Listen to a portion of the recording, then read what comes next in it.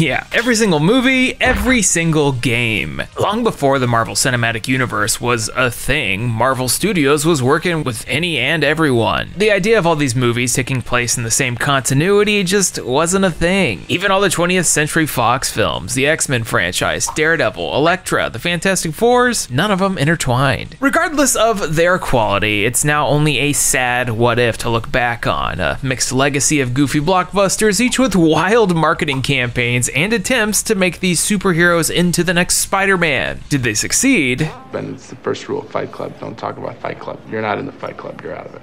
You can see the movie. I'm sure it's a funny joke. Not really. But we did get a couple good films and a whole bunch of video games. I'm talking different movies, different SKUs. They might all look the same on the cover, which seems like a form of false advertising, but no. I mean, look at the runtime here. What are we doing? Altogether, we're looking at 23 completely different video games. Have you ever wondered what the mobile Java version of Fantastic Four is like? No? Well, we're gonna find out anyways. Isn't that great? So yo, it's Austin, and today we're beating every single video game from the Fox Marvelverse, so you don't have to. This is like the peak of licensed games. Like the bottom, like not good. So I guess the valley, which means we're gonna be tackling some absolute stinkers, which gives me a mission. Some of these have to be good, right? Like, we got 23 different video games by 15-ish studios. Surely there's like a non-Wolverine 7 or 8 out of 10 in there, right? Surely. Did you play any of these growing up? Let me know down below, and if you liked any. Best I got is Spider-Man, which doesn't count for this video, but we'll get there eventually. We're gonna be doing all sorts of slashing, bashing, going invisible, beating people up with billy clubs, and playing some of the worst video games of all time. But before we get started today, let's take a step back. Maybe vibe a little bit with something good, like today's sponsor, Tamagotchi Adventure Kingdom. If you know what games we're talking about today, you already know Tamagotchi. Tamagotchi Adventure Kingdom on Apple Arcade is a great way to explore a fun, cozy world filled with all sorts of weirdos. It's a hybrid of life sim alongside exploration and various minigames. There's hundreds of Tamagotchi to meet, like the super hungry Cooch Pachi or goobers like actual Hammer Chi. What's he do? Guess.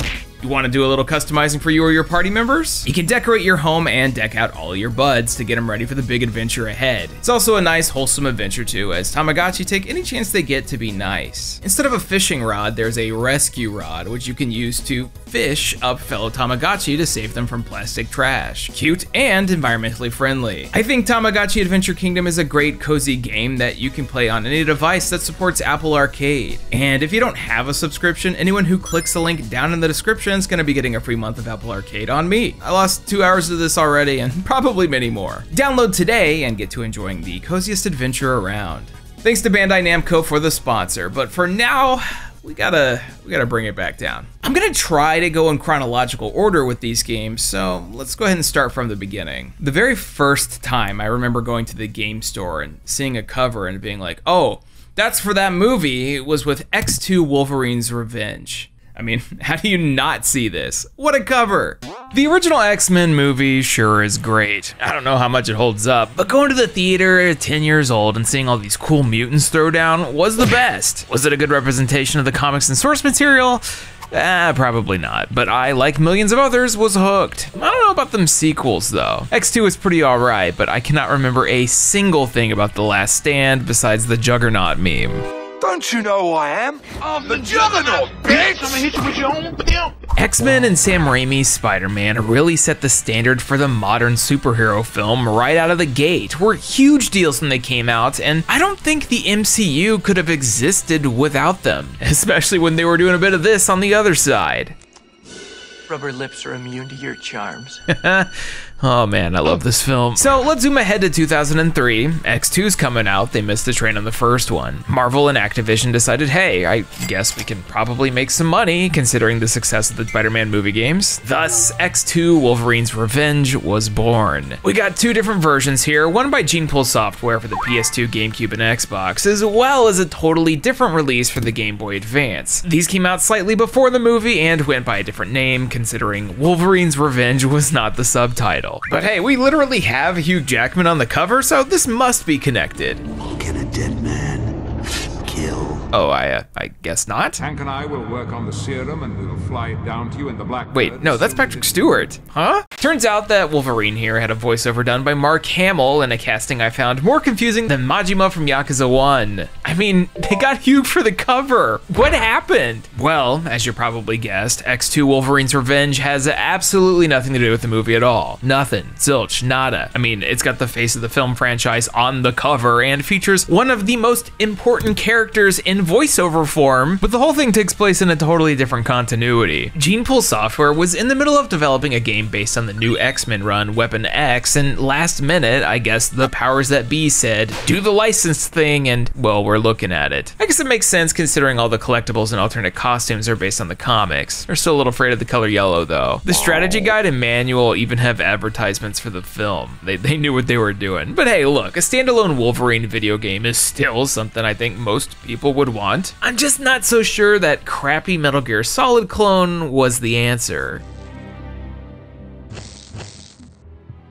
Weapon X gone wrong. I'm not really sure why they did this? Wolverine's Revenge is a mix of stage-based beat-em-up and stealth action gameplay, but the stealth doesn't allow you to fail. If you get seen and a button's pressed, you're done. No checkpoints, back to the beginning, it's over. It starts out decently. You're playing a flashback as Logan breaking out of the Weapon X facility. You get multiple encounters with Sabretooth, and the rage mechanics are interesting. The more you fight people and do a little murdering, the more you slowly lose control and go into a rage, which gives you a new, more aggressive moveset. Although if you want to recover HP, you have to retract your claws and stand around for a bit, which is something we're going to be seeing a lot today. Use your stealth vision to detect traps with obnoxious audio cues, sneak around on all fours, do cool insta-kill combos, and collect dog tags for unlockables. Like, for example, the classic yellow suit, or even the X2 outfit, just so you know that movie's coming out soon. The levels go from underground lab to winter lab to underground winter cave lab. Actually, not too much variety. Then suddenly I'm feeding mutant hunting GIs to a Wendigo. Yo, that's kind of messed up, actually. The voice acting is a strange choice, but Hamill actually does a great job, although the actual cutscenes look a bit weird. Professor X looking a little less Omega-level telepath and a bit more boss baby. Oh, also, Juggernaut's here. Cyborg or not, that was just plain rude. Who died and made you miss manners? Yo, you gotta step away from the mic, like. Better get scared, short stuff! Unless this was the inspiration for the Juggernaut bitch video.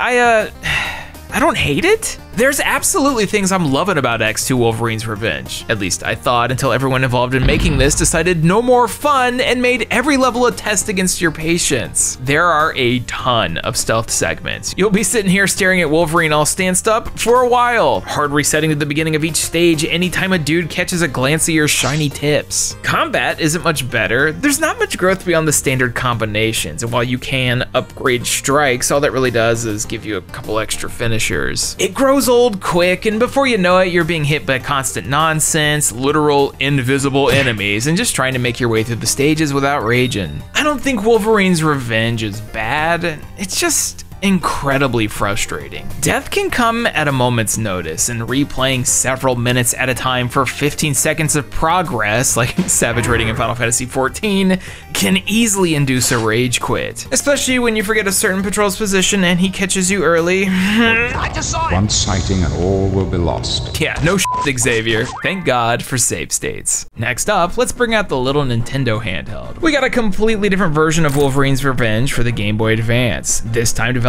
by Vicarious Visions, who you may or may not be super familiar with. Skylanders, Tony Hawk's Pro Skater 1 and 2, tons of decent portable versions of bigger console games, and these days just being a part of Blizzard. Diablo 4, okay, sure, not bad. So how about Wolverine's Revenge for the GBA?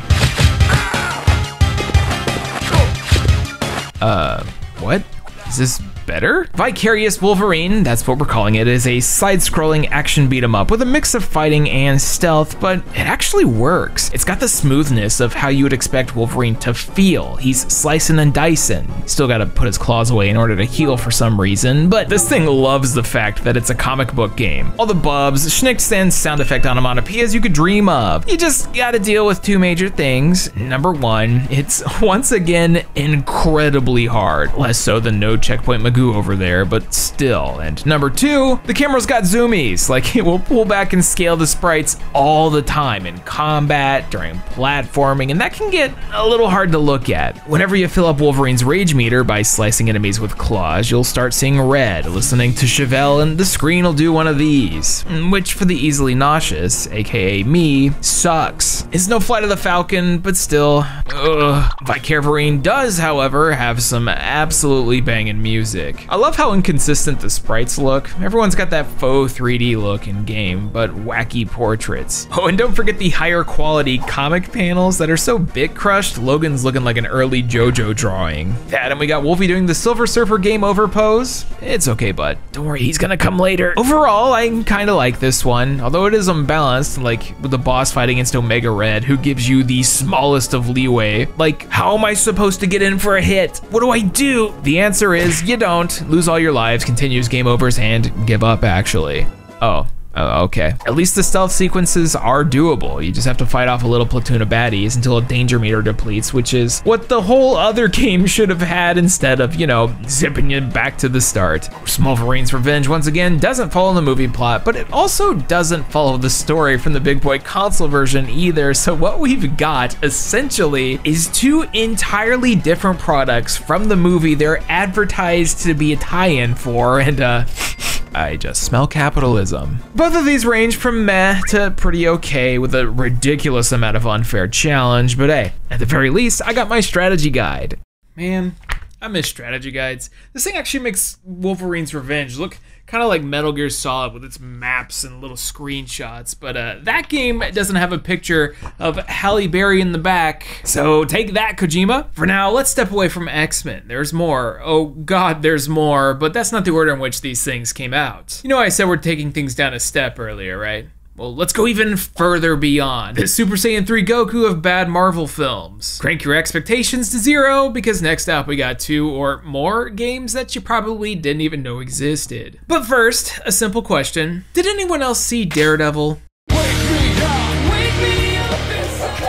You know, despite loving X-Men, Spider-Man, and a whole slew of superhero stuff growing up, Fox's live-action Daredevil film single-handedly distanced me from comics. It was like, wow, that sucked. I guess I'll go sit at a Borders and acquire brain rot reading Love, Hina, and Rave Master. True story.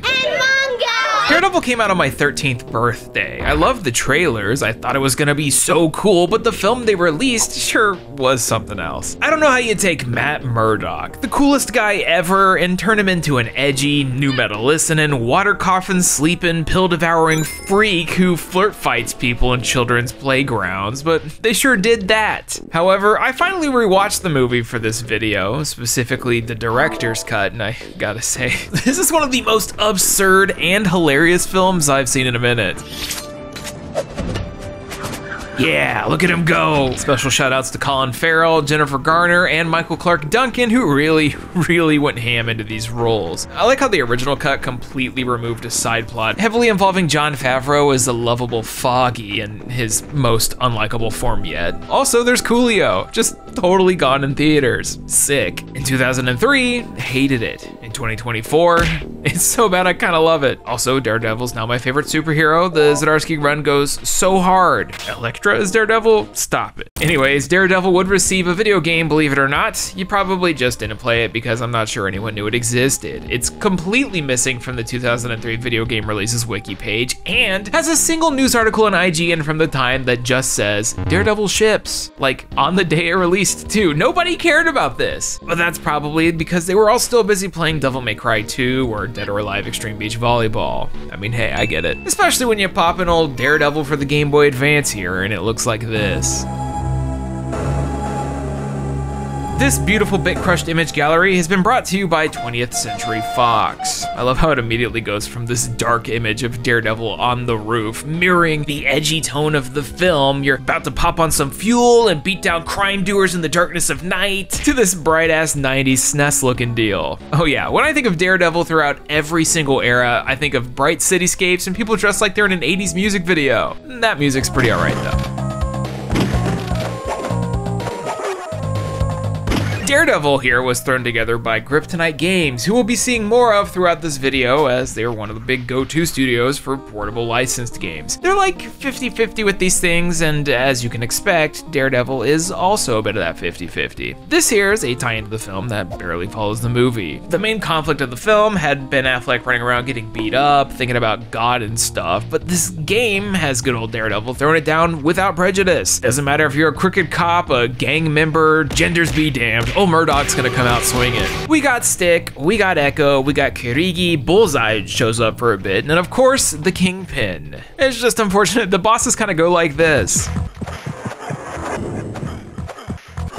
Yo, it's my turn. This is like when you join an RP server on an MSN chat room and get into a fight with someone, but they can type faster, so they win, and they're just like, teleports behind you, teleports behind you. Hitboxes are all over the place. And by that I mean, I'm not actually sure where they are at all because I find myself unable to land a single hit. It's weird. The objectives are so varied that levels are either extremely easy or incredibly difficult. Sometimes you just need to go from point A to B. Actually putting effort into fighting people is a waste of time, so they just jump over them. Other times you'll reach the end and Matt will be like, we gotta go back and make sure there's no more ninjas, only for you to get your butt kicked due to how relentless the enemies are. You wanna land a hit? Cross your fingers. It doesn't apply to the baddies though. You know what I love in a platformer? Objects in the foreground, especially when you gotta navigate tight platforms and Commander Keen style level design. You get hit a single time by an enemy? Sorry, that's a fifth of your life. You can take a hit from a train though.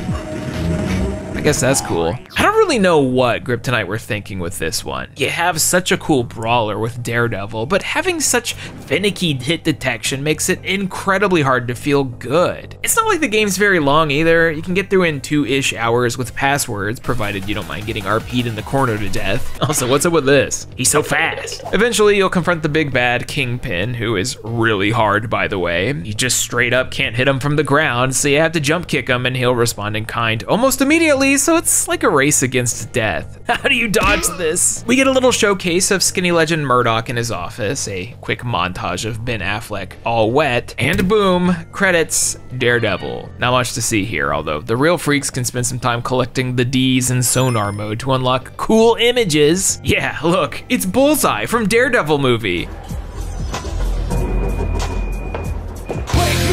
That's not all though. Yeah, surprise, surprise. Did anyone see that Elektra film? I didn't. And no, I don't think I will. It did, however, get itself an old school Java game. So strap in, grab yourself a device like 10 years older than this. We got a lot to talk about.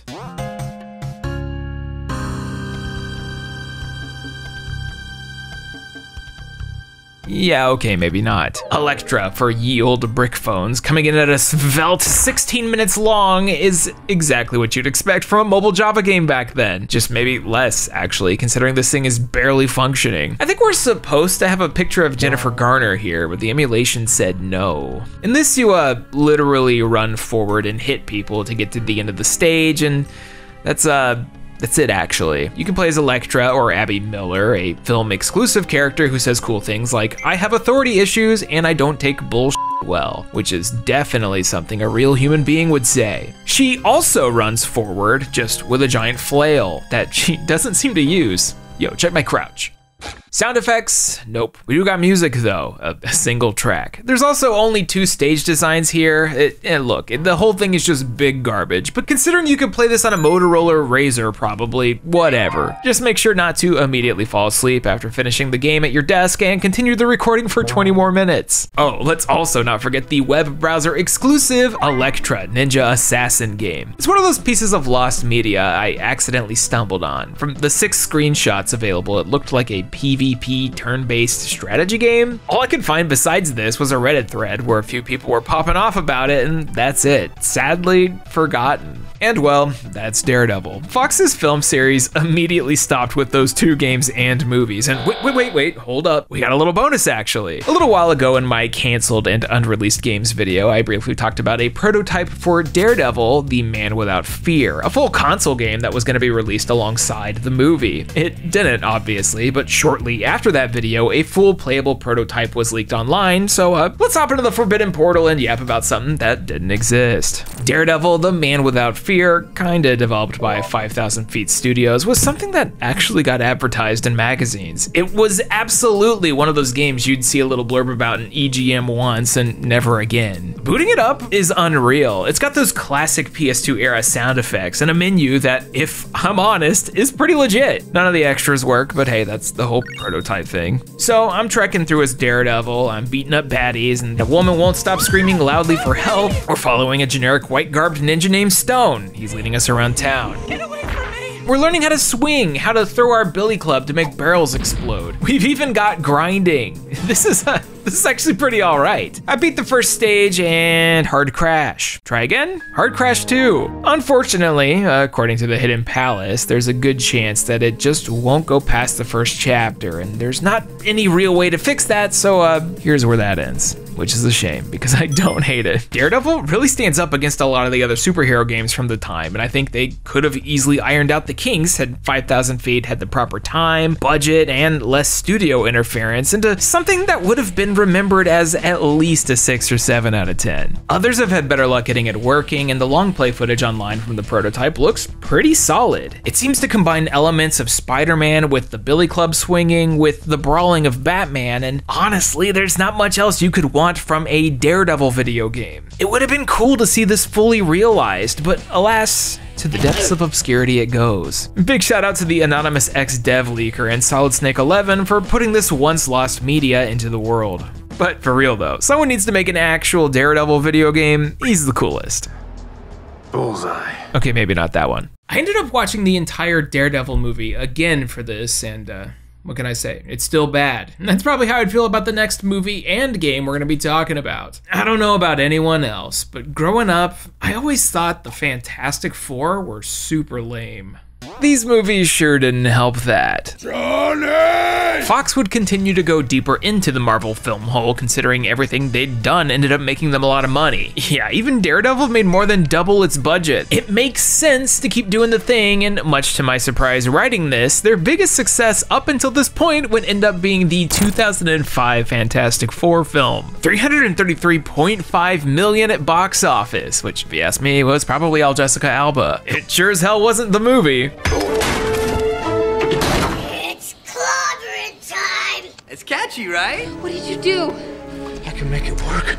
No! On paper, it should be a winner, but the mid-2000s era superhero films were more camp than sense-making, decided to overly complicate the greatest villain of all time, Dr. Doom's origin, and give us a bad time with awful writing. A shame, because I think the casting really knocked it out of the park. Ioan Gruffudd was a great read. I didn't think Chris Evans would be a good Cap, because he was the obnoxious Johnny Storm to me. Michael Chiklis as the Thing just makes sense, and Jessica Alba is who I think of when I think of Sue Storm, even if this got her nominated for a Razzie. They certainly tried to push this film with a media blitz too. We got toys, we got tons of advertisements, cast interviews, we got long stretchy boys, and then a big friendly Hollywood blockbuster without a Burger King promotion. Dr. Dog Doom, sure. It's no Thing Burger from Denny's for Fen Forstick, but still, what, you think our movie sucks? You, we're making money. All of this to say, yes, there's video games. 3 in particular. Fantastic Four for the PlayStation 2, GameCube, and Xbox. Fantastic Four for the Game Boy Advance, and whip out those phones again. We got Fantastic Four Java, perked and zerked. What's that look like? Oh no. Why do the sprites look like this? It's like I'm looking at Facade. Do you like Fantastic Four 2005? What are you trying to say? Something's wrong? Are you out of your mind? This has gotta be one of the stranger looking games I've seen in a hot minute. It also runs horribly. Like, I can see that they were trying to do a 3D engine type of deal, but simply Fantastic Four for Java looks and runs bad. Also, what's going on here? I know his bodies are kind of like body horror, but what is this? Not much to say here. It's just one of those Java games where you move from side to side, hitting a single button to hit people. Also, Johnny moves like he's permanently on ice. It's not great. There's another Java release though, Fantastic Four 3D.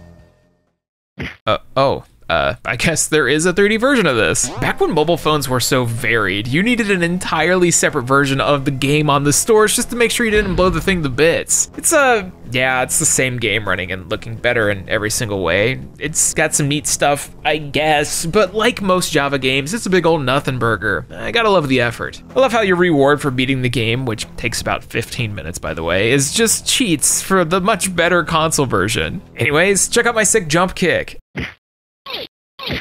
Fantastic Four for the Game Boy Advance. Let's get this moving. Brought to us by Taurus Games, the people behind all of these. Fantastic Four for the Giba is a simple deal. We've got a top-down baddie basher where you swap between all 4 of the Phantasmoids. Different characters can do different things. The Thing can bash walls, Reed can stretch to become a platform, and Sue exists. This one's very simple through and through. Inoffensive, but also not enough to grab my attention longer than the 3 hours it takes to mash your way through. I don't really got much to say about it. It's perfect for a kid who looks at the Thing and wants to yell, "It's clobbering time," though. Thing hands, thing feet. Ah, yes, Thing feet. Reminds me of something. Real ones put their arms to their side and yell "Flame on," because you also had Giba exclusive Fantastic Four, Flame On. Coming out in the same year by the same developers would be a completely different game. Oh, it's also better in every single way. I love that they still included the other actors on the cover alongside big old Chris Evans, even though they're hardly in it. I guess I gotta get their money's worth considering the in-game portraits look, yeah.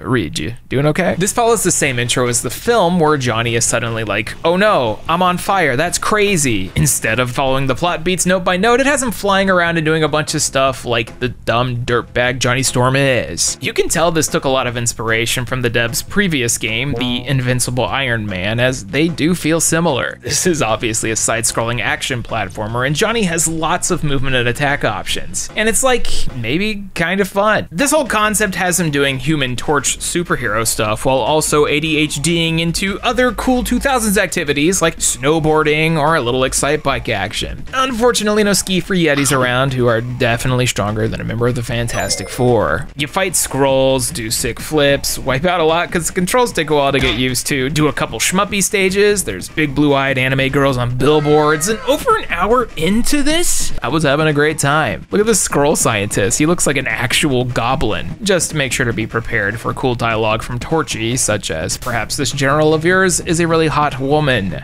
Yeah, sounds about right. Were you just waiting outside the bathroom to try and catch me in a towel? Eventually, you confront bigger and bigger baddies like Galactus, who's in this weird purple-pink outfit.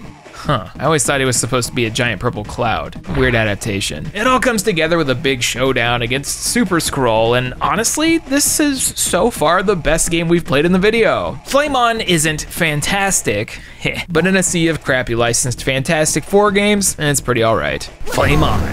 There's one more game with the Fantastic Four, and it's kind of the main one, actually. Developed by 7 Studios, that's just their name, actually. The people behind The Sopranos, Road to Respect, and Napoleon Dynamite the Game. For the last time, and I already held this box up earlier, but the Fantastic Four.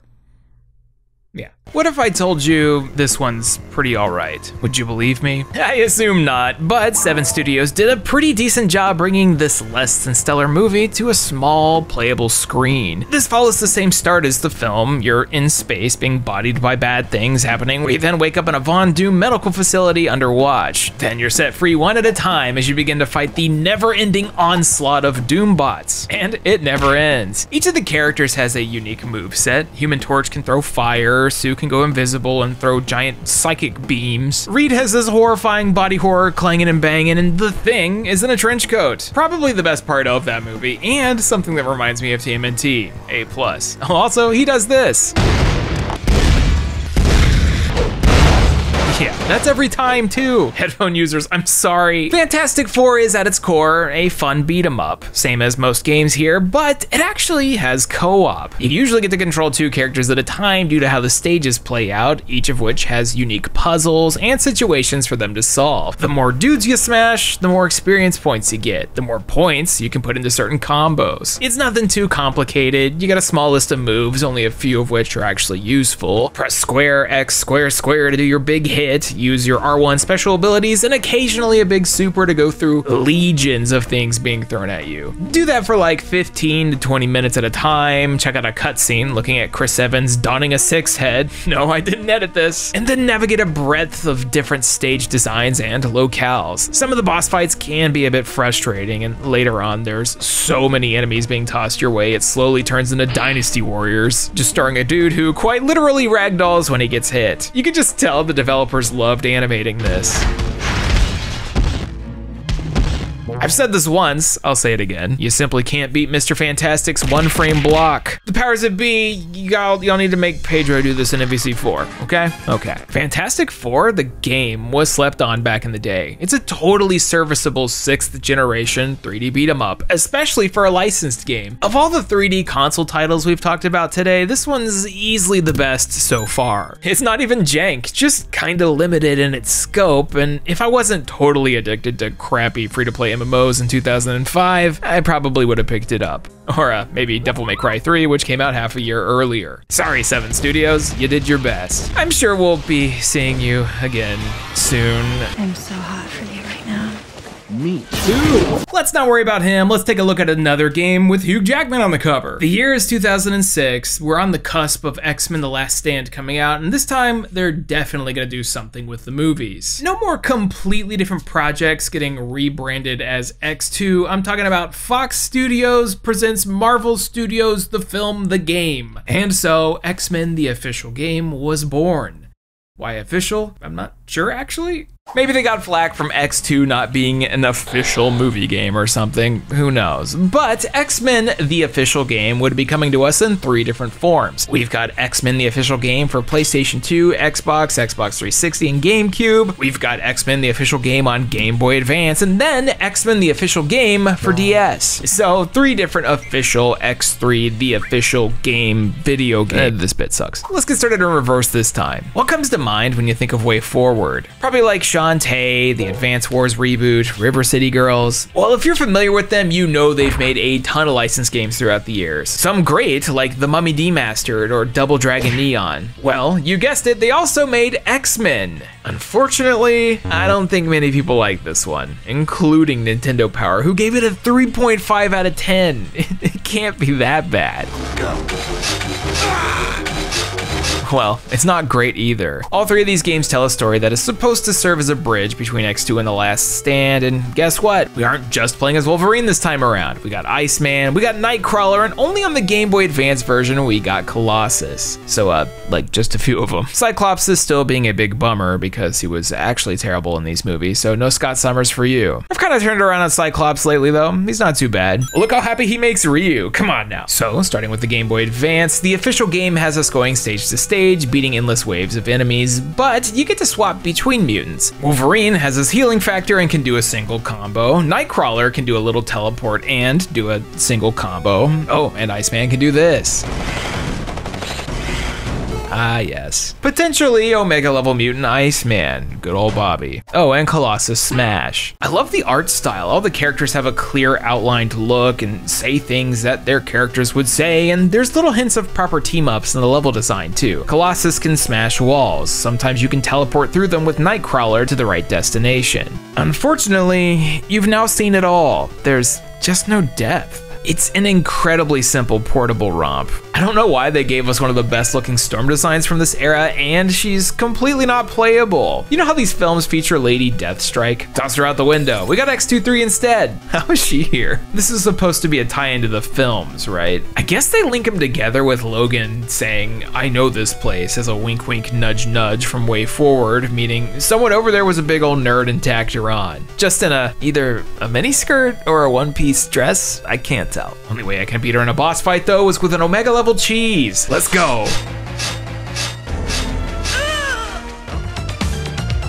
I don't think the Game Boy Advance adaptation's a 3 out of 10 like Johnny Nintendo Power seems to believe, but it's not great either. Speaking of 3 out of 10s, let's bring in the Nintendo DS. Oh no, sorry, I'm talking about the X-Men game. Getting a licensed DS tie-in is as common as breathing. The second publisher saw how much they could squeeze out of Nintendo's second best handheld ever. They went full in and you got everything. Licensed schlock, awful ports, My Stop Smoking Coach. This didn't work, by the way. I tried it. I had to do it in the old-fashioned way with self-loathing. Something Cyclops got a whole lot of in this movie. The DS version of this was developed by Amaze Entertainment, who have gone through the ringer of acquisitions and renames. But most importantly, they'd end up merging into Kryptonite Games. So welcome back, meaning sometime after Daredevil, we got X-Men. Oh yeah, let's go. There's more bloom here than a 7th gen shooter. Then suddenly we're in this. Show some of that gameplay, the real. Well, I can't say I didn't expect this. Some of those 5 out of 10 reviews gotta be right. In what I can only describe as definitely a Nintendo DS game, X-Men the official game is a top-down shooting thing where you play as a plethora of characters and do a mix-up control scheme that involves the stylus. You move with the D-pad or face buttons if you're left-handed, poke at the screen to do attacks, use your X factor, and try not to fall asleep due to the oddly ill-fitting music.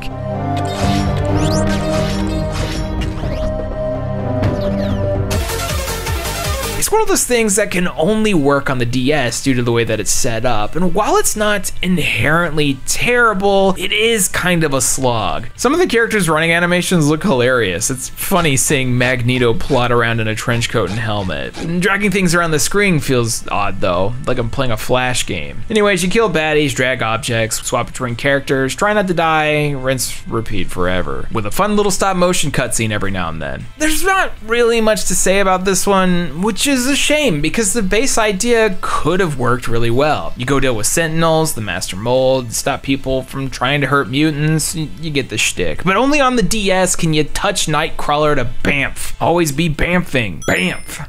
Whoop, we got ourselves a bonus round. In the middle of writing, I realized, there's gotta be more, and sure enough there was. Whip out that old brick, because we got 2 Java games to talk about. You like fighting games? How about inputting combos on one of these? Who needs dragon punches and Hadokens when you can do this? Yeah, there's no audio. Back then we didn't need it. Just the sounds of the wind blowing behind you. And if you owned a fancy phone, maybe a boop sometimes. I love Wolverine's 2-frame idle pose. He's just squatting and then squatting a bit more. Speed it up, he's almost twerking. Yeah, there's not much to say here except move over Mutant Academy 2. You can only really hit people by pressing forward into them as long as you don't get snagged. You can do it mid-air, do a full power combo, but that's it really. You spend about 5 minutes of your life pressing 2 buttons to get rewarded with the same ending screen debrief for everyone. Logan's so happy and Xavier looks like he's about to shank ya. These are my X-Men. 11 out of 10, best game I ever played. Next, X-Men The Last Stand Java. Yeah, it's not official, I guess. This must have been what that was about. What if I told you this one is pretty all right? I mean, like, actually, not in the haha, yeah, this one's so good American sarcasm that my wife doesn't understand. The Last Stand Java is a top-down isometric action puzzle solver that actually uses a big array of characters. It's very simple, but I think in order to really understand that, you have to put yourself back in the times. Mobile phone games prior to smart devices were so archaic. I mean, you just saw X-Men 2 battle. This does its best to replicate what a video game could actually be, with dialogue, levels, characters having unique powers in order to solve puzzles, and all of them working together. By modern standards, it's excessively behind the times. I mean, the controls are really jank. The hit detection's off, and I sure hope you love hearing this over and over. But considering I usually scoff or have a quick laugh at any Java game that comes around here, this one stood out. The sprites look pretty solid, there's tons of hidden objects, and even though we only got like an hour tops of game time, I pictured myself playing this as a kid and didn't hate it. Now, would I play this over something on the Game Boy Advance, PSP, or DS? Nope. But all those old Java games were just doing their best. I'm sure we'll come back to the bricks in a bit. Now, check out this piano solo.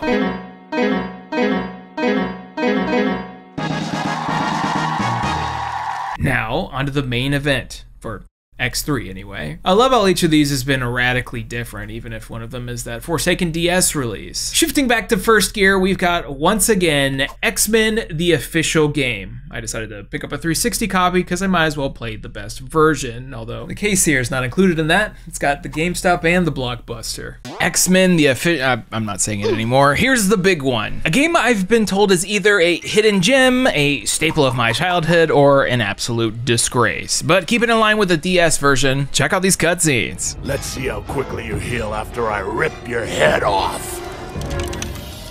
Never thought I'd see the day Wolverine lost to the Danger Room. Get ready for a bunch of fast-paced nonsense with untrackable storytelling. It's X-Men the official game time. You want cutscenes that blast through fake comic panels at light speed that are completely undecipherable? You got it. It's basically the same premise as the others, bridging the gap between the films, and this time around you get to play as Wolverine, Iceman, and Nightcrawler. That's it. And to the developer, Z-Axis's credit, they're all super different. Psst, poor Z-Axis. Before this, they did BMX Triple X, and then after Van Halen Guitar Hero, prior to being shut down. Probably the most unfortunate trilogy to end a studio. We start out the gate with a series of missions taking place in the Danger Room, where you learn their abilities. Wolverine's fighting Sabretooth on the Statue of Liberty, Nightcrawler's playing Nightcrawlers, and Iceman has a totally different thing where he's just playing Pilot Wing 64. Okay, yeah, I'm super into this. I love navigating the menu. It's like a bunch of DNA strands with different missions that make a little wub sound. Hey, that's cozy. You can tell 2006 was really early for the trophy and achievement era of video games too, because each of the tutorials gave you a whopping 0 gamer score. And there's like 12 achievements total. Imagine beating the entire thing and only having 3 of the Chivos. That's mental damage. Nightcrawler goes back to the stealth action style of game, but it's actually super fun. You press the right trigger to teleport to any ledges or platforms, so you can move real fast. You teleport behind dudes, smack them around a bunch, it's good stuff. Wolverine does the Wolverine thing, and it's the worst part of this game, bar none. And what I think is turning into a trend with this video, enemies are relentless. Wolverine's gonna be swung and shot at all times, and regaining health doesn't come naturally. You gotta roll around to dodge, try to block, clear the screen of the current wave, put your claws away, and then hold a bumper down to regen, while Logan's doing a little. Yeah, that's neat. It's actually Hugh Jackman too, according to the back of the cover. They got the cast to do the thing, which is more than you can say for a lot of licensed games. I guess that's what makes this official. But yeah, Wolverine levels are a gauntlet of enemies putting your everything to the test, and it grows tiresome quickly. You'll be slicing and dicing and just trying to stay alive because it sure as hell doesn't want you to be. I like how Storm's just in the game as a toggleable attack for Wolverine in a few stages, but isn't playable. She just floats around and watches. Okay, these cutscenes are kind of the best. I like how they clearly got screenshots from the film and then photoshopped them into the 3D models. It just looks like this from top to bottom. Screw it, that's the style. It's got Mad Gaia Online or 2003 message board signature energy, and I'm here for it. Just maybe not here for this game's, once again, complete lack of checkpoints. What's going on today, y'all? So basically, the whole experience goes like this. You beat levels designed for each character, do their story bits, which involve different characters like Multiple Man, Colossus, or once again, Lady Deathstrike. She's not too bad though. All right, that's a little excessive. You get upgrades for your mutant strands after each stage, which apparently make a difference in your power, even if you can't feel it very much, and then it's all said and done within 10 hours. Probably the longest of these yet. There's definitely a lot of interesting things going on here, and I love the variety of character choice. Iceman stages are awesome, kind of few and far between, even if they can be really bad at explaining what you're supposed to do, but eventually the whole experience turns into a slog. The licensed game quality starts to show, and you'll turn the difficulty down because it treads into unnecessary territory. The Danger Room stage with Wolverine had me dead like 4 times on easy, and I'm not even bad at games. It's just non-stop. You can tell they put a lot of effort into the bosses over the stages, but making your way through thousands of goons gooning just to fight something cool is barely worth it. But you know what? I bet if I were 12 or 13 years old when this game came out, I would have thought it was the coolest thing ever. This whole thing's a shame because Z-Axis is usually great with their catalog of extreme sports titles, and there's a lot of clear heart shown on screen from the developers. It just didn't come together, and I guess that's the licensed game curse. Now, play us out, goofy-ass stop-motion Photoshop cutscenes. Storm, you alright? It's not me you should worry about. It's her. Alrighty, let's step away from X-Men once again for something unfortunate. When I was a teen, I saw the reviews online for Fantastic Four: Rise of Silver Surfer, and I didn't want to see that movie at all. However, my entire family did. So, like any teen, I rebelled, put up a fight. I wasn't gonna go see it, and that was the wrong decision to make, and I got grounded for being obstinate or whatever. Anyways, they went to go see it while I was just sitting at home, and eventually they came back a couple hours later, and I was swiftly ungrounded for, you know, being correct. So now it's 2024, and I finally sat down to watch Fantastic Four: Rise of the Silver Surfer like yesterday, and well, yeah, that was awful.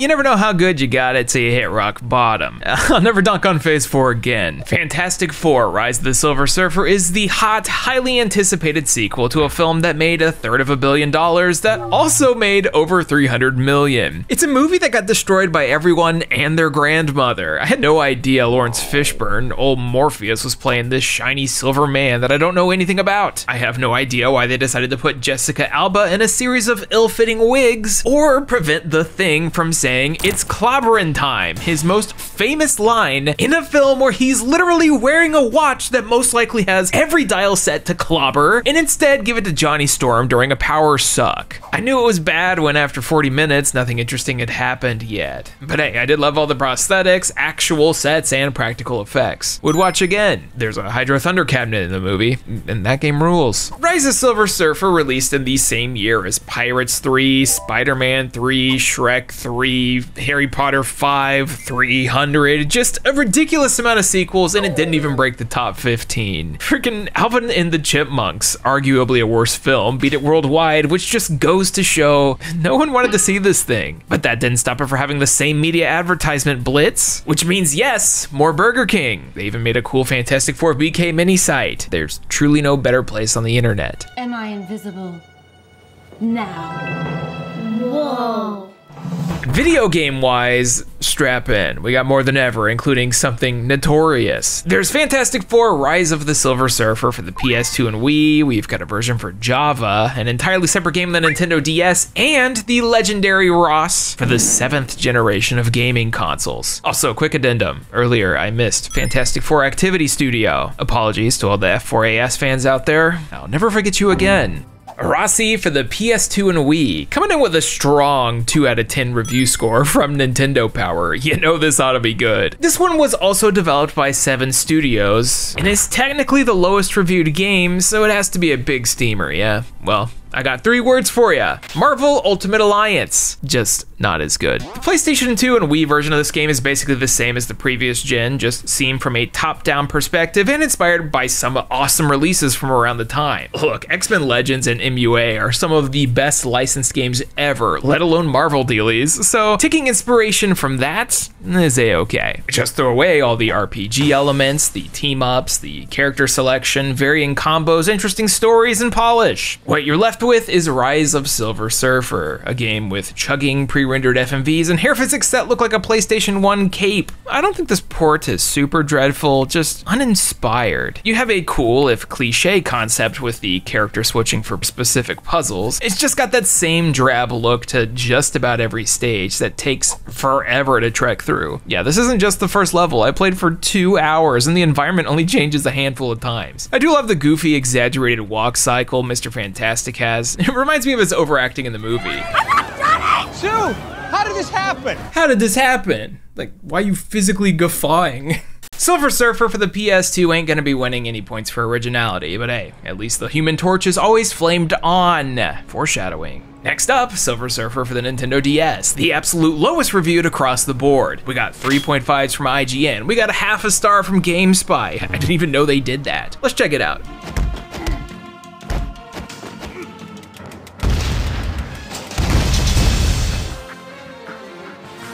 I feel like this is made inherently worse by the fact that they just stare into your soul on the bottom screen. Like, hey you kid, don't make fun of Silver Surfer. I'll kill you.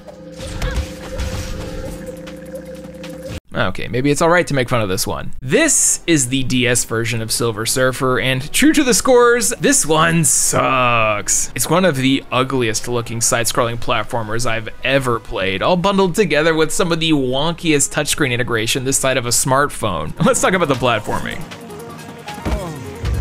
Imagine looking at this in broad daylight outside, the screen's a little fuzzy, you gotta hope that this little thing connects to this thing. Nah, nope. The story of this one doesn't really follow the movie. You're thrown into a mess of missions happening around the plot of the Silver Surfer film that don't really line up either. Like, Galactus's Herald still comes from space, but instead of being super cool and whipping ass, he's just in some weird prison and is like, oh, my board. They took my board. Then you're fighting the military with helicopters for some reason, which explicitly does not happen in the movie I just watched, The Liars. The worst part are easily the boss stages. In these you get a full 2-screen shot between you and the boss, and you have to use the stylus to poke things coming at you. Except, you know, it's a touchscreen game designed by someone who isn't Nintendo, so the hit detection is terrible. You can clearly see me mashing away at this rock, but nah. Cool. I do appreciate that they tried to make each character's levels their own thing, but when you start playing as Sue or Reed, it's just awful. Mr. Fantastic has these terrible block switch puzzles while Sue just holds down a button to fly over everything because she only takes 2 hits before dying, just like in the movie. But here, there's no surfer to gently touch you back to life. Yeah, this thing sucks. No bueno. I'd rather play the Java version. Oh, 3D pipes and thing throwing a tank. The Java version of Silver Surfer is a collection of minigames that run probably 20 minutes tops, surrounded by comic stills featuring pictures of the cast going through a case of the Eche Homos. Behold, the thing. It took me forever to get past the tank throwing stage because of the sheer randomness of the wall placement. No matter how good a launch you get if the RNG gods say no. It's no X-Men The Last Stand Java, that's for sure. Maybe I'd rather play the DS version of this, but at least this showcases Dr. Doom doing whatever this is. Jack, I want you to draw me like one of your French girls. And now, the moment I'm sure we've all been waiting for, the big boy console port of Fantastic Four: Rise of Silver Surfer. I got my PS3 copy, I'm ready to go. $6.99 in big 2024 at a professional reseller. No value. You know this is the good stuff.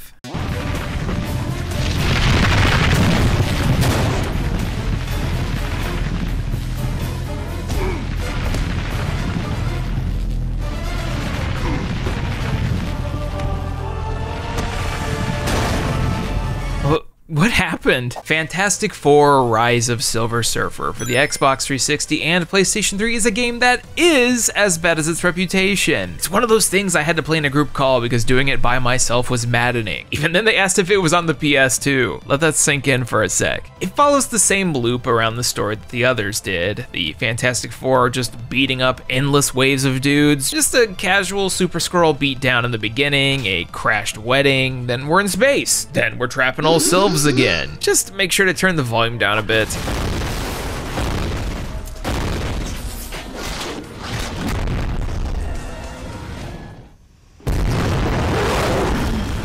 Well, hey, at least it's a proper sequel. This version of F42 was created by Visual Concepts, who you may recognize as the developers of the WWE 2K and NBA 2K series. Yeah, this is literally their only non-sports title in the last 20 years. Prior to that, they worked on Toe Jam and Earl 3, Floygen Bros, freaking Claymates. But I guess it makes sense they stuck with what they knew best after this one rocked reviews like so. Despite being a different dev, this version tries its best to emulate the same style of 7 Studios' original PS2 game. You go in attacking dudes, swap between your castmates, and do combos. That game had a crazy buffer for inputting attacks, but this one's even worse. You can just slap 4 buttons real fast and be animation locked into the entire thing. Also, in every other version of this game on every console, the Human Torch is, well, torched up. In order to use his fire powers here, you have to hit the flame on button, which drains a meter, so you'll be spending too much time running around as Chris Evans punching to raise the meter.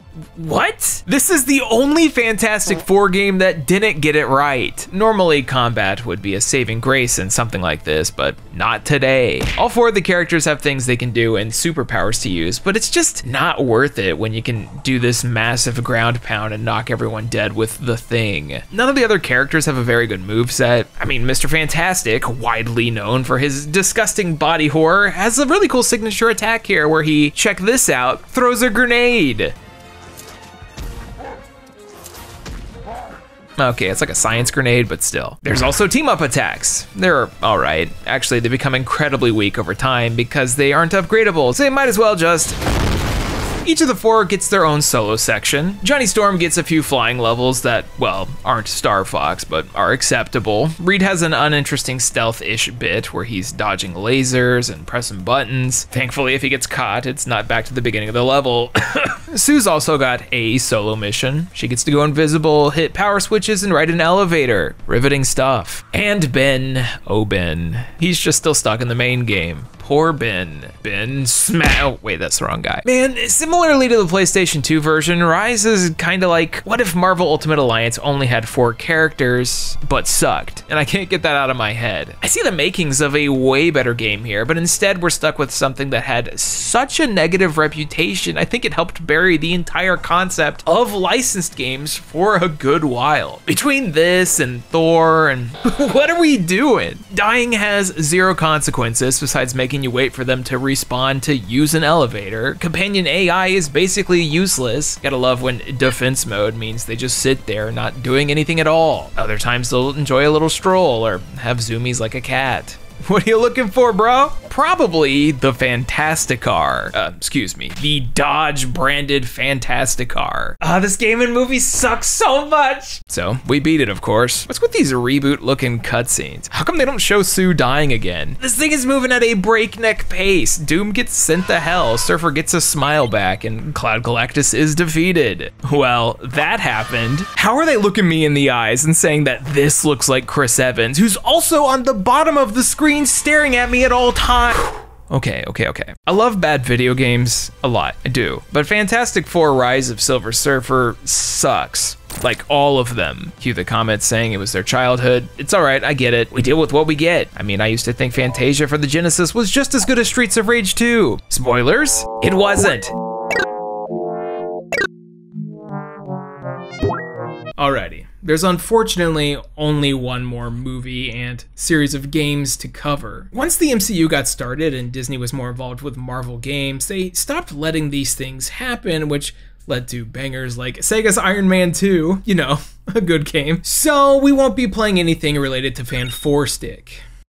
That's probably all right. Which brings us to a film that was universally dunked on that is, in my opinion, only watchable in an unfinished state. It's time for X-Men Origins Wolverine.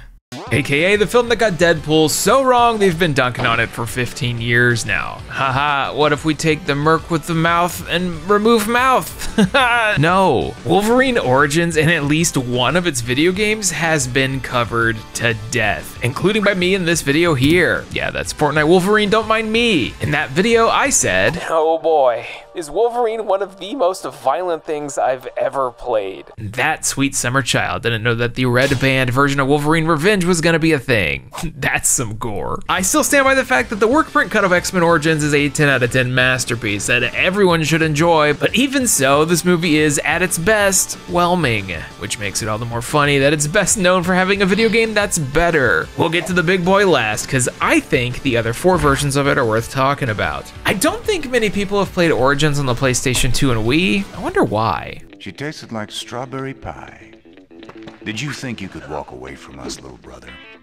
Walk away from me?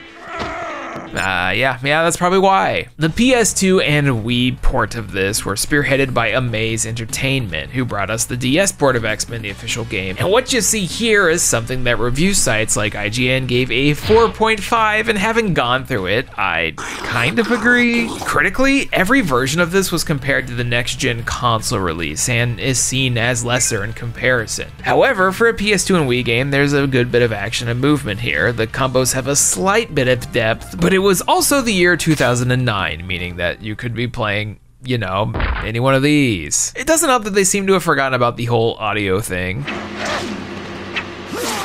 That hurt, bro? It's so awkward. Origins on the PlayStation 2 is incredibly straightforward, so much so it doesn't even have a level select feature actually. You go stage to stage fighting stuff, spamming Logan's basic attack so he does an endless shimmy. Yeah, this looks great. You fight bosses, you fail QTEs constantly because it's impossible to read. Seriously, what are we looking at here? I died to these like 10 times and had to fight Sabretooth in silence for way too long. You let yourself go since Africa.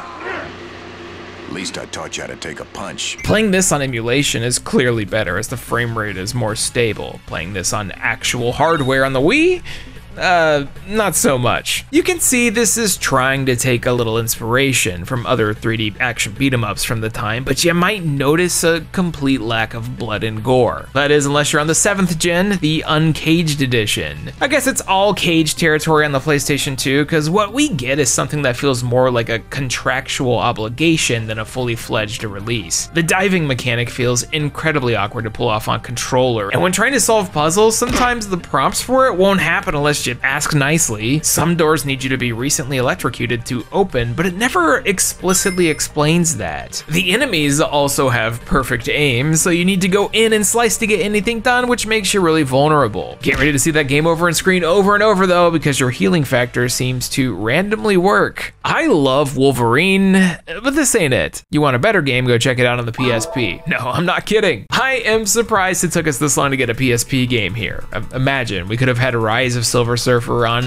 this bad boy. So this is cool. The PSP version of X-Men Origins Wolverine is a completely different project by a totally different studio. Bring him in, old faithful Kryptonite. I told you we see him again. Prepare for a game that's actually way better than you'd think it is. The best way I can describe this is, and maybe it's lazy, but Origins Wolverine for the PlayStation 2 and Wii if it were good. Like, actually. The PSP port of this embraces a slightly more cartoonish aesthetic with monsters being a little more 90s X-Men than Doom 3. Each of the fonts that pop up on screen, and there's a lot, have a comic-y style to them, and it's really embracing the whole rage idea. Logan, he gets mad, we all know it. He's always diving on people and slicing their innards out. See, look, I did a gore combo, just without the gore. I like how that opening cutscene straight ripped from the other versions is censored here. Like, I'm supposed to be looking at a hole in Wolverine, but it's so dark. Caged PSP version, let's go. The story has Wolverine backtracking through his life while tied to an electrical chair or something. You start off in Japan because, of course, we gotta talk about old Logan's Wii bark. Then we're escaping the Weapon X facility and doing things that vaguely follow the idea of Origins Wolverine. By no means is the PSP version here fantastic, but for being a little action romp stuck on a UMD, I felt like it was a pretty decent time. Way better than the PlayStation 2 release, although both have you finishing the story with a showdown against a canonically worst Deadpool. Seriously, why did Fox hate their characters and outfits so much? Wham, bam, knock 'em dead, 3-ish hours gone, and you probably had a decent long bus ride back from marching band regionals. What, is my metaphor too specific? Maybe. If Wolver PSP is yin, then Wolver DS is yang. That's the kid at the front of the bus with a DS and arguably a much worse time. Still buy Kryptonite though. What am I looking at? What is this style? Why does Blob look like this? What happens when you take a concept, as in this movie, take the movie poster on the cover, and then decide to make a game entirely unrelated? You get the DS version of Wolverine. This time it's a side-scrolling action platformer that teeters with the idea of being a Metroidvania. I say that because you slowly unlock a bigger and bigger moveset over time while being locked to stage progression, which I guess makes sense because you can finish this game in 2 hours. I love the style here, it's bizarre. Like I'm looking at Logan make a guest appearance on a Winx Club. These proportions are something else. Freaking Sabretooth looks ridiculous.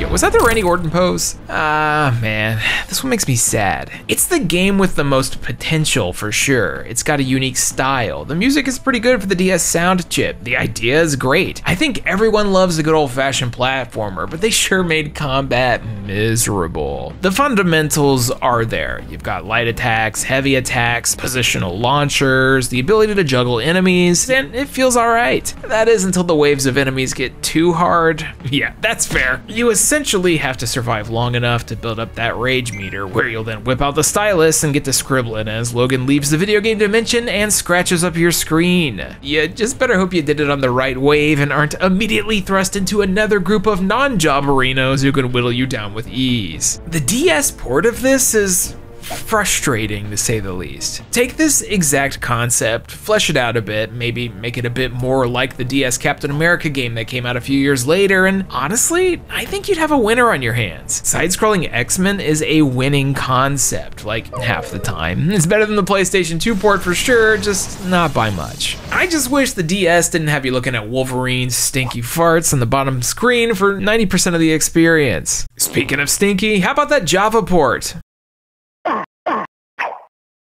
Huh. Yo, this is like a real video game? What? I mean, there's no sound, but you know, it's Java. Origins for Java is not anything special, but it is easily the best Java mobile game I've tackled for this video. It's like got platforming, it's got combos, different enemy types, heck, there's even stealth missions. I don't know why Logan loses his claws when he runs, but whatever. I'm so used to these being absolutely nothing that the idea of having a proper challenge kind of threw me off. Now, that challenge is a little busted though. How about a stealth mission where you can only kill 3 guards tops? How about motion sensor missiles that kill you in a single hit that also take precision platforming to dodge? Except you're playing on one of these. Yeah, you better hit 9 at the right time, idiot. The audience on something like this is obviously limited. People who were playing games on their phones in 2009 didn't have high standards because, well, there wasn't much out yet. Smartphone games would take over in the following year with things like Plants vs. Zombies, Fruit Ninja, and whatever I was totally paying attention to. Does it suck? Oh yeah, absolutely. Never play this. But Java games would get phased out shortly after this, so it's definitely got that charm. Although, I might have forgotten one earlier. Y'all ready for the best Java game for this video? We going back to X3, The Last Stand, y'all. It's time for Mind Maze.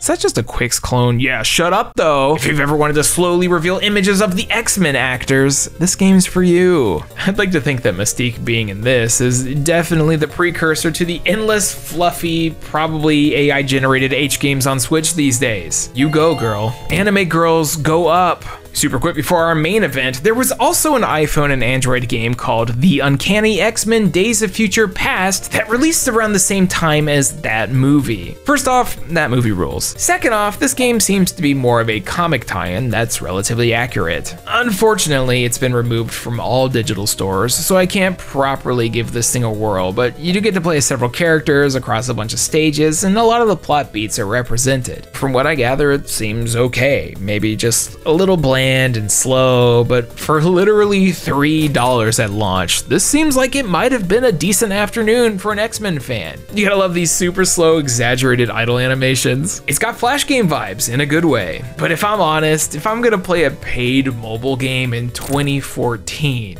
it's gonna be one of these, or Hitman Go. That one was surprisingly good. Wait, FTL is that old now? Oh no. Do you have the right time, old man? Enough dilly-dallying, there's one more game. We've talked about it already, other channels have talked about it. Everyone knows it. Wolverine Origins Uncaged Edition for the Xbox 360 and PlayStation 3. Great game, do recommend. Yeah, big violence, let's go. The uncaged version of Wolverine is simple. It's God of War. It's fast-paced snicking, slicing, and decapitation action. It's violent as hell, bloody. It's considered a hidden gem amongst the 7th generation, which is silly because everyone loves this thing. The rage meter that's been present in every version of Wolverine across the last hour of games here is perfected, with it being used to execute over-the-top attacks. Is it perfect? Nah, it's still a licensed game at its core, but it's got that level of quality I expect from developer Raven Software. Story-wise, it follows a similar structure to the film and other ports. Logan goes through his past, the Weapon X facility, fights Sabretooth, who doesn't look super ridiculous here, and eventually a final confrontation with Mute Pool. The lunging mechanic works really well in this, as you can dive into people from a distance with ease. The special meter attacks pull off easily, and since this is a 7th generation action game, you know we got big mashy button prompts popping up all over the screen. I love how comical everything becomes. You press buttons and body parts are flying all over the place. It should go without saying that this is the best game from this video by far, and it's the only one I think I could truly recommend as something to play. That is, if you can get yourself a physical copy and don't mind hooking up that dusty console, or a few fancy clicks on the internet for the PC release. X-Men Origins Wolverine has a lot of spectacle. It has a lot of dumb, mindless action. It is not perfect. The PlayStation 3 version had a ton of frame rate issues for me, and combat would get chunky, not to mention the pop-in. Your old school Unreal 3 engine special. Yeah, this one will make you wait, like you're being left on red. But who cares? I can bounce off the walls, throw people around, and do everything but run on all fours, which thankfully Hugh Jackman did in Deadpool and Wolverine. Finally. There's been hints recently of Microsoft potentially hooking up with some of these old Activision licensed games and giving them some new life, maybe tossing them back onto the digital store or a remaster, and I hope this one can see the light of day again. Origins came out slightly before Arkham Asylum, so for a little bit, it was the quintessential superhero video game of that generation. It broke through the mold of crappy licensed titles, most of which you can see in this video. It came out swinging, held back no punches in its presentation, and gave us a fancy Kratos-like that's totally worth checking out all this time later. I don't really have much to say about this game that hasn't already been said, by myself included, so we'll keep this short, but damn, anytime I find myself able to play a little bit of X-Men Origins Wolverine, it's a good day. Play this one. Do yourself a favor and unlock the yellow suit though. Logan looks best in yellow. Orange is pretty good too. Yeah, talked about a lot of bad Marvel games in this channel. So if you want a real 9 out of 10 Marvel video game, go play Midnight Suns. You can hang out with Logan in a swimsuit, for real. This is not a drill. Feel free to join me. And so, that would be it. No more Fox Marvel video games, no more things with Hugh Jackman on the cover, and thankfully, nothing based on X-Men Apocalypse or Dark Phoenix. Although I think a game for the Wolverine could have been pretty neat. You know, Logan's trip to Japan, the video game. It's perfect. Thankfully, Deadpool doesn't count because this video is already getting way too long. My word count here is telling me to wrap it up. What's that say? 14,000? How did this happen? If there's one game worth playing here that isn't the obvious, I would probably say the PlayStation 2 version of Fantastic Four, or maybe like 2/3 of X-Men the official game. Both of those got some decent stuff, and while they may not be killer apps, are definitely fun for fans of the comics or movies. You know, I was thinking about splitting this into 2 videos, but decided not to because I might be a little crazy. So if you liked it, check out today's sponsor, Tamagotchi Adventure Kingdom, and get yourself a free month of Apple Arcade. If you want to support us directly, head on over to the Patreon, where our community Discord's got a bunch of fellow goobers to talk to. What about? Oh, you know, like general nonsense. You can buy a t-shirt over at the Pixel Empire, or of course just subscribe to the channel, leave a comment, give us a like, or just tell a friend you know about us. Something algorithms, I ain't gonna bother y'all too much. So, I've been Austin, this has been my longest video yet. The channel's 11-year anniversary is in a week, so let's just count this as that. I'll see you guys soon. Thanks for watching. Sincere ending? What? Thank you all so much for watching. Special Patreon shout out to Aaron Kwolek, Bennett Oswald, Blackfoot Ferret, Blake Thomas, Charles Rosner, Cheeks, Chris Shelton, DX Buster, Dylan Snyder, Hey Quiggles, Idlevice, Jay Roos, Jacoby Fitzpatrick, Kevin Sanowski, Platinum Rose, Pacha Bear, Randall Bentley, Rare Find It, Ryan Talbert, and Vox. Thank you so much for your generous support. I was thinking about things that I wanted to do, and then I saw that movie, you know the one I'm talking about, and I was like, dang, I did like those things. So I decided to start making this video, and I was like, oh, maybe it'll be like 30 minutes, and then all of a sudden it was over an hour, making this the longest thing we've ever done. Also, there's way too many games coming out in September. I'm not ready. What are y'all playing? I was gonna play Demon School, but it just got delayed. Okay, bye.